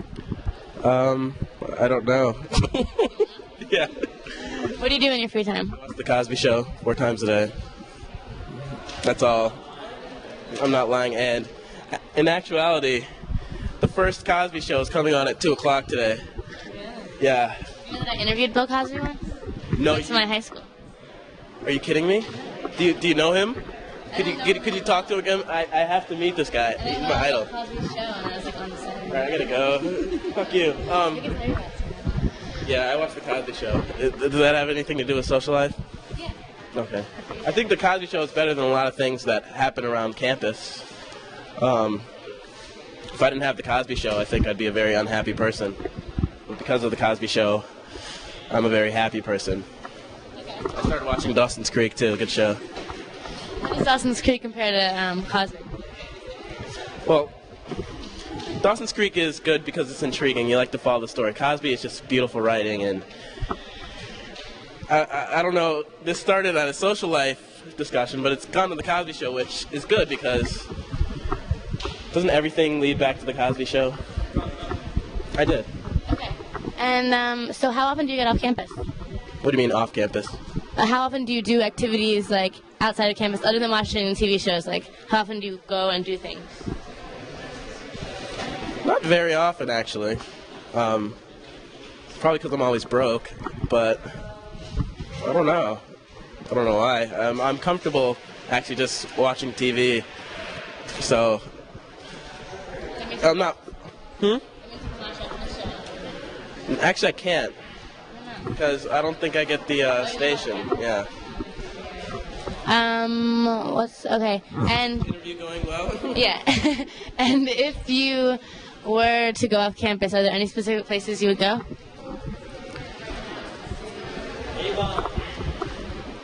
I could go to Avon, but I'd rather where would I go? I have no idea. I don't think like that. I'm comfortable in my environment, my room, TV, Cosby Show, 2 and 2:30, 4 and 4:30 on channel 57. Everybody should at least get a daily dose of the Cosby Show every once in a while. Just for fun. Goodbye. Sorry, Okay, thank you very much. Bad interview. So what do you think of the social life here at Clark University? Oh, I think it's fine. Pretty much I like to create my own things to do, and I don't usually take advantage of like the stuff that they have going on campus, but I love to hang out and just do stuff with my friends and chill. So how often do you think that you get off campus to do things? Well, now I'm getting off a lot more often because I'm working with the Company One theater company in Boston, so I'm going down there to do, right now we're doing like press kits and stuff like that, so I'm working and doing that. Besides that, I get off every once in a while. We don't usually do much than like grocery store runs and stuff, but whatever. And how easy do you think it is to get off campus? It's pretty easy. I have a lot of friends that have cars, so it makes it easy for me. I don't usually like take taxis or the buses off of campus, but I use Escort to get to like Walgreens and places. And I guess that's pretty much it. So, big boy, what do you do in your free time? Alright, so you're working on a new book. That's cool. Later. Did you ever notice that at Clark